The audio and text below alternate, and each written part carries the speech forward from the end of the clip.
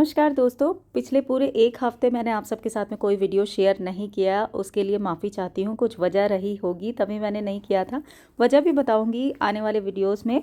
लेकिन मैंने हाँ, शॉर्ट्स ज़रूर शेयर किए थे, तो शॉर्ट्स अगर आपने नहीं चेक किए तो ज़रूर चेक कीजिएगा। और अगर इंस्टाग्राम पर फॉलो नहीं किया ना तो ज़रूर कर लीजिएगा। बाय द वे, आज के वीडियो में आप सबके साथ में शेयर कर रही हूँ कुछ स्पेशल सी रेसिपीज़ जो कि आपके रिक्वेस्ट पर मैं बना रही हूँ दोबारा से। और दूसरी चीज़, कुछ पुराने आइटम को यूज़ करके कुछ नए आइटम बना रही हूँ। यानी कि पुरानी चीज़ों से नई चीज़ें हम करेंगे। क्या क्या करेंगे, चलिए आज के वीडियो में देख लेते हैं। लेकिन अगर वीडियो पसंद आई तो लाइक कर दीजिएगा, पहले ही बोल रही हूँ। चैनल पर नए हैं तो सब्सक्राइब कर लीजिएगा। तो चलिए शुरू करते हैं। आज है सैटरडे और सुबह सुबह का वक्त है। मैं अन्वेषा का टिफ़िन तैयार कर रही हूँ और 12 बजे छुट्टी हो जाएगी अन्वेषा की, तो इसलिए सोचा कि कुछ ऐसा हल्का फुल्का सा भेजूँ जो उसको पसंद भी हो, खाने में डिलीशियस भी हो, हेल्दी भी हो और मतलब 12 बजे तक उसका पेट भरा रहे। वैसे ये काफ़ी हैवी हो जाता है। मैं बना रही हूँ कॉर्न चाट। आप में से एक फ्रेंड का कमेंट आया था कि मैं इसकी रेसिपी शेयर करूँ, तो आपके साथ में शेयर कर रही हूँ। ये फ्रोज़न कॉर्न लिए हैं मैंने लगभग 2 कटोरी, और फ्रोज़न कॉर्न को मैंने फ्रीज़र में से निकाल करके डायरेक्ट उसके अंदर मैंने डाला गर्म पानी और फिर उसको छान लिया। उसके बाद में इसके अंदर 2 चम्मच मैंने डाला चावल का आटा, थोड़ा सा नमक और आधा चम्मच मैदा। ये 3 चीज़ें डाल करके मैंने इसको थोड़ा सा फ्राई कर लिया है। इससे क्या होगा कि इसके ऊपर थोड़ी सी क्रिस्पनेस आ जाएगी और ये गल भी जाएगा। और जब ये गलने लगेगा ना 50% तक, तब मैंने इसमें कुछ वेजिटेबल डाल दी हैं बारीक चॉप करके। जैसे कि मैंने डाली, इसमें कैरेट डाली थी, उसके अलावा बीन्स डाली थी, शिमला मिर्च ज़रूर डालें, बहुत अच्छा लगता है, मशरूम डाले थे। और इनको डालने के बाद में मैंने डाला थोड़ा सा लाल मिर्ची पाउडर और थोड़ा सा नमक, और उसके बाद में मैंने बारीक चॉप की हुई अनियन डाल दी है। उसको थोड़ा सा मैंने सॉटे किया, बिल्कुल क्रंच रहना चाहिए, बहुत ज़्यादा हमें नहीं उसको भूनना है। और साथ ही मैंने डाल दिए कुछ टमाटर बारीक चॉप किए हुए, टमाटो केचप और मिक्स हर्ब डाले हैं, साथ ही रेड चिली फ्लेक्स भी डाली है। और इन सभी चीज़ों को डाल करके मैं लगभग 3 से 4 मिनट तक पकाऊंगी। आप देखेंगे 3 से 4 मिनट पकाने के बाद में टमाटर जो हैं वो थोड़े से गलने लगेंगे और थोड़ा सा मॉइस्चर छोड़ने लगेंगे। जब वो मॉइस्चर छोड़ने लगेंगे तो ये लटपटी सी बनेगी, लेकिन बहुत टेस्टी बनेगी। तो इस टाइम पर हम इसको निकाल लेंगे। अब चाहें तो आप इसके ऊपर हरा धनिया भी डाल सकते हैं। अन्वेषा को पसंद नहीं है हरा धनिया उतना, तो मैंने इस चाट में नहीं डाला है। बस इसको टिफ़िन में पैक कर रही हूँ और साथ ही रख रही हूँ मैं इसके लिए थोड़े से फ्रूट्स, और 12 बजे तक हो जाएगा इसका। ये रेसिपी आप ज़रूर ट्राई कीजिएगा और बच्चों को टिफ़िन में भेजिएगा। हेल्दी भी है और टेस्टी भी लगती है। मॉर्निंग के कामों से फ्री होने के बाद में मैं आ गई हूँ अपने कुछ कर्टन को स्टोर करने के लिए। फ्राइडे को मैंने कुछ कर्टन वॉश किए थे। हालांकि यहाँ पर बहुत ज़्यादा सर्दी थी, फिर भी मैंने इसको 3-4 दिन पहले वॉश कर दिया था और ये सूख गए फ्राइडे को। तो कल तो मैं नहीं कर पाई थी इनको फोल्ड, कुछ कर्टन गीले रह गए थे, तो इस करके आज मैंने थोड़ा सा इनको सूखने के लिए दिया था। ये सूख गए हैं। आज थोड़ी अच्छी वाली धूप निकली है, तो इनको मैंने सुबह सुबह ही डाल दिया था धूप में, सूख गए हैं। अब इनको बिल्कुल प्लीट्स के साथ में कर्टन को मैं फोल्ड कर रही हूँ। और इस तरीके से करने से ना आपको आयरन बार बार करने की ज़रूरत नहीं रहती और कर्टन भी अच्छे से क्रीज बनी रहती है।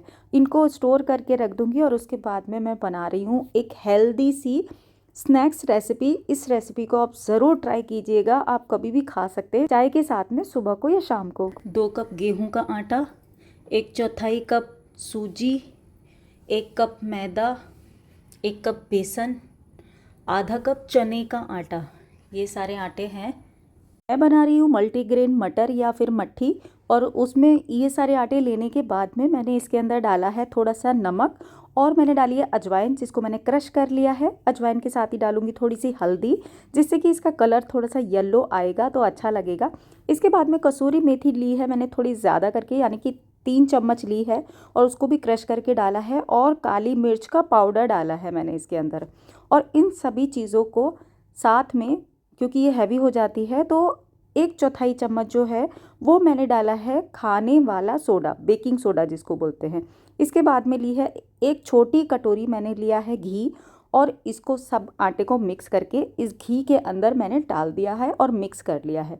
अब इसको अच्छे से क्रम्बल कर लूँगी, और क्रम्बल करने के बाद में गुनगुने पानी से इसको एक डो लगा लूँगी। डो को मैंने रखा 30 मिनट के लिए रेस्ट होने के लिए, और उसके बाद में 4 बराबर भागों में मैंने बांट लिया। इससे बना रही हूँ मैं मटर या निमकी, जो भी आप बोलते हैं। हमारे यहाँ मटर बोलते हैं, मट्ठी बना सकते हैं आप, निमकी बना सकते हैं, जो भी आपके यहाँ बोला जाता है। इसको बहुत ही आसानी से बना सकते हैं और बिल्कुल इसको लो से मीडियम फ्लेम पर अगर आप फ्राई करेंगे तो अंदर से भी क्रिस्पी रहेगी। और ये हेल्दी है देखा जाए तो, क्योंकि इसमें हमने मैदा का यूज़ बिल्कुल ना के बराबर किया है। 1 कप हमने 1 भाग मैदा का लिया है और इसमें 5 भाग जो है वो अलग अलग चीज़ों का लिया है। तो कुल मिलाकर के ये अच्छी है। बच्चों को आप देंगे तो इसमें काफ़ी सारे पोषण उनको भी एक साथ मिलेंगे। बिल्कुल मैंने इनको क्रिस्पी होने तक फ्राई कर लिया है और ये देखिए इस तरीके से लग रही हैं। और मैं आपको तोड़ करके भी दिखा देती हूँ, बहुत ही क्रंच बना है इसमें। आज है सैटरडे। सैटरडे के जो वीकेंड के मेरे काम रहते हैं वो तो रहेंगे ही। उसके अलावा मुझे आज बहुत सारे काम हैं जो मुझे आज ही कंप्लीट करने हैं। तो ये मेरे 2 डब्बे भर के मेरी मटर बन गई है और ये लगभग 1 हफ्ता भी नहीं चल पाएगी पूरी तरीके से। अन्वेषा के लिए मसाला मिल्क का पाउडर बना रही हूँ और ये पाउडर की रेसिपी मैंने आपके साथ में रिसेंटली ही शेयर की है। अगर आपने नहीं चेक की तो ज़रूर चेक कीजिएगा। 2 तरीके का मसाला मिल्क मैंने आपको बताया था।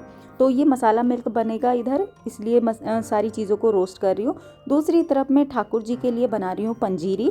तो ये सारे मसाले मैंने रोस्ट करके ठंडे कर लिए और अब इसके अंदर केसर और कुछ चीज़ें डाल करके मैं इसको ग्राइंड कर लूँगी। और ठाकुर जी के लिए इस बार मैंने लड्डू नहीं बनाए हैं, मैंने बनाई है पंजीरी।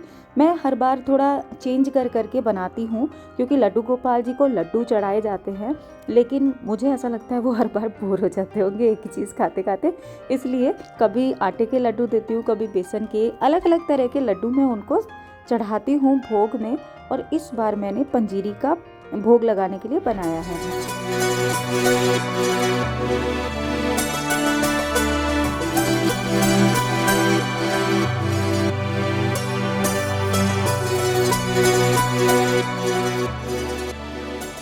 मसाला मिल्क पाउडर मैंने बना दिया, पंजीरी बना दी, इसके बाद में मटर भी बना दिए और लंच का काम भी मैंने करने के बाद में वीकेंड पर आप सभी को पता है कि ग्रीन वेजिटेबल मेरे घर में इकट्ठी आती हैं। तो ये सब मैंने कर दिया है और इसका करते करते मेरे को दोपहर से ज़्यादा का टाइम हो गया है, लगभग 3 से 4 बज गए होंगे ये इस टाइम पर। और मैंने सारी ग्रीन वेजिटेबल को भी साफ़ कर दिया है। लीफी वेजिटेबल में थोड़ा टाइम लगता है। आज मैं पालक बनाऊंगी इसलिए पालक को साफ़ कर दिया है, मटर को पील करके रख दिया है और मेथी भी मैंने कट कर दी है। और यहाँ पर ये धनिया है। और आपको एक चीज़ बताऊँ, ये धनिया के जो मोटे वाले डंठल होते हैं ना, इनको बिल्कुल भी नहीं फेंकना चाहिए। इन डंठल के अंदर भी उतने ही विटामिन और मिनरल्स होते हैं जितने कि धनिया की पत्ती में होते हैं, इसलिए इसका मैं चटनी में यूज़ कर लेती हूँ। तो बस सारा काम निपटाने के बाद में मैंने चटनी भी बना दी और किचन को क्लीन करने के बाद में अब आराम से बैठ करके मैं पीऊँगी 1 कप गरम गरम चाय और उसके बाद में करूँगी कुछ स्टिचिंग रिलेटेड काम। 2 दिन तो मेरी बहुत ज़्यादा तबीयत ख़राब थी, कफ और कोल्ड था जिसकी वजह से मैं कुछ भी नहीं कर पाई थी। और मैंने अमेज़ोन से कुछ चीज़ें किचन के लिए ऑर्डर की थी, काफ़ी खूबसूरत सी और ज़रूरी भी थी मेरे किचन में। बहुत ज़्यादा महंगी नहीं है, थोड़ी सी बजट फ्रेंडली ही ली हैं, तो उनको किसी और वीडियो में शेयर करूँगी आप सबके साथ में। फ़िलहाल ये देखिए, मैंने ना कुछ दिन पहले एक ये डाइनिंग टेबल का कवर लिया था। ये एक्चुअली मैंने लिया था 8 सीटर डाइनिंग टेबल का कवर लिया था, जबकि मेरी डाइनिंग टेबल जो है वो 6 सीटर है। 8 सीटर लेने का फ़ायदा ये हुआ क्योंकि केवल 50 रुपीज़ एक्स्ट्रा दे करके मुझे 8 सीटर डाइनिंग टेबल का कवर मिला और मुझे करना था इसका एक DIY, जैसे कि मेरा एक डाइनिंग टेबल का कवर भी बन जाए और इसी से मेरा एक कॉफ़ी टेबल का रनर भी बन जाए। तो ये काफ़ी लंबा चौड़ा है, आपने चौड़ाई तो देखी ही, दोनों साइड से काफ़ी चौड़ा है और लंबा भी काफ़ी है। तो मैंने चौड़ाई को तो कम नहीं किया, लेकिन मैंने जो लंबाई थी उसको कट किया। और उसको कट करने से पहले मैंने इसका एक मेजरमेंट ले लिया और मेजरमेंट लेने का एक सिंपल सा तरीका, जो मेरी डाइनिंग टेबल का जो नीचे जितना कपड़ा गिरता है ना बॉर्डर के साइड में, तो वो बॉर्डर के बराबर का नाप करके दोनों साइड से और पूरा डाइनिंग टेबल का नाप लिया। और उसके बाद में इतना कपड़ा मेरा एक्स्ट्रा बचा, तो इसको मैंने सभी तरफ से नाप लिया। और ये देखिए, मेरे जो रेडीमेड टेबल रनर हैं वो जो था वो 11 इंच का था और ये कपड़ा मिला मुझे 18 इंच। तो मैंने क्या किया, थोड़ा सा और छोड़ करके लगभग 15 इंच के करीबन मैंने कपड़ा कट कर लिया। अब ये डाइनिंग टेबल का कवर तो एज इट इज़ रह गया, बस इसका एक किनारा मैंने फोल्ड किया और मेरी डाइनिंग टेबल का कवर बिल्कुल ठीक जितना मुझे चाहिए था उतना हो गया, क्योंकि एक्स्ट्रा लटका हुआ रहता है ना तो भी अच्छा नहीं लगता है। तो मैंने डाइनिंग टेबल का कवर का तो बस एक किनारा फोल्ड किया और मेरा डाइनिंग टेबल कवर तैयार हो गया। और कॉफ़ी टेबल के रनर में भी मुझे बिल्कुल मेहनत नहीं करनी पड़ी, सिर्फ एक ही सिलाई लगाई मैंने और वो भी मेरा तैयार हो गया। अभी आपको स्प्रेड करके दिखाऊंगी। अब ये देखिए मैंने डाइनिंग टेबल को दोबारा से सेट कर दिया है। सेट करने के बाद में अब ये बिल्कुल ठीक लग रही है।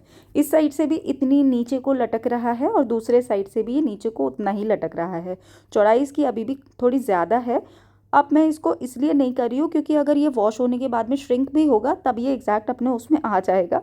और ये रहा मेरा कॉफ़ी टेबल का रनर, कितना सुंदर लग रहा है, बिल्कुल फ्री में बन गया है ना। तो मैं तो जब भी कोई भी शॉपिंग क्यों ना करूं, हमेशा छोटी से छोटी चीज़ का ध्यान रखती हूं और उसके प्रो एंड कॉन्स देखने के बाद ही उस चीज़ में इन्वेस्ट करती हूं, क्योंकि भाई बहुत मेहनत से पैसा कमाया जाता है। तो ये देखिए यहाँ पर ना मैंने कुछ टाइम पहले ये लिए थे, लगभग साल हो गया है। ये कंटेनर लिए थे, एयर टाइट तो नहीं है लेकिन देखने में बहुत सुंदर लगते हैं। इनकी लिड के ऊपर ना ब्लैक ब्लैक स्पॉट आ गए हैं तो वो अच्छे नहीं लगते। तो मैंने सोचा कि इसके ऊपर नीचे के साइड में ना ये आइवरी वाइट कलर का पेंट हो रखा है, तो मैंने इसकी लिड जो कि गोल्डन कलर की थी इसको भी आइवरी वाइट स्प्रे पेंट से, जिसका नंबर है आइवरी वाइट 20, उससे मैंने पेंट कर दिया है। और स्प्रे पेंट बहुत जल्दी सूख जाता है, लगभग 1 घंटे में आपको आराम से अच्छा सूख करके मिल जाएगा। और इसके देखिए नीचे के साइड में भी इसी तरीके का है, ऊपर के साइड में भी मैंने यही पेंट कर दिया। अब इनका थोड़ा सा लुक चेंज हो गया है। कुछ टाइम के बाद में अगर ये मुझे और बोर होने लगेगा तो गोल्डन से पूरा ही वाइट कर दूंगी। देखिए मेरी 2 पुरानी चीज़ें बिल्कुल नई हो गई हैं। तो कहने का मतलब है कोई भी पुरानी चीज़ को डिस्कार्ड करने से पहले या डोनेट करने से पहले अपनी ज़रूरत को थोड़ा सा नज़रिया बदल करके देखेंगे तो वो फिर से यूज़ में आ सकता है। इसी तरीके से मैंने ना एक शेल्फ़ बनाई थी जिसको हम मल्टीपल तरीके से यूज़ कर सकते हैं, ये वाली। और इसको मैंने घर पर खुद ही बनाया था और ये लगभग मेरे ख्याल से 70-80 रुपये में बन गई थी, क्योंकि लकड़ी कटवाने के ही मैंने पैसे दिए थे बस। बाकी चीज़ें तो जैसे नेल्स वगैरह होती हैं, पेंट होता है, वो मेरे घर पर ही था। तो इसको मैंने काफ़ी टाइम से नॉन स्टॉप यूज़ कर रही हूँ। गीले में रखे रहने की वजह से ये थोड़ी सी ख़राब हो गई है, तो मैंने इसको सोचा फिर से पेंट कर दूँ। तो पेंट करने के लिए मैं इसके ऊपर वॉल पेंट का यूज़ कर रही हूँ और यूज़ कर रही हूँ इसको स्पॉन्ज का। स्पॉन्ज से पेंट करने का ये फ़ायदा होता है कि आपको टेक्सचर इफ़ेक्ट मिलता है। अगर आप ब्रश से पेंट करते हैं ना तो वो टेक्सचर इफ़ेक्ट नहीं मिलता है और फिर ब्रश के स्ट्रोक्स भी नज़र आते हैं जो कि अच्छे नहीं लगते। तो मैंने इस तरीके से इसको पेंट कर दिया और पेंट करने के बाद में जब ये सूख करके मैंने लगाई तो ये बहुत ज़्यादा सुंदर लग रही थी। तो दोस्तों इसी तरीके से अपनी पुरानी चीज़ों को दोबारा से रीयूज़ कीजिएगा, दोबारा से उनको मेकओवर दीजिए।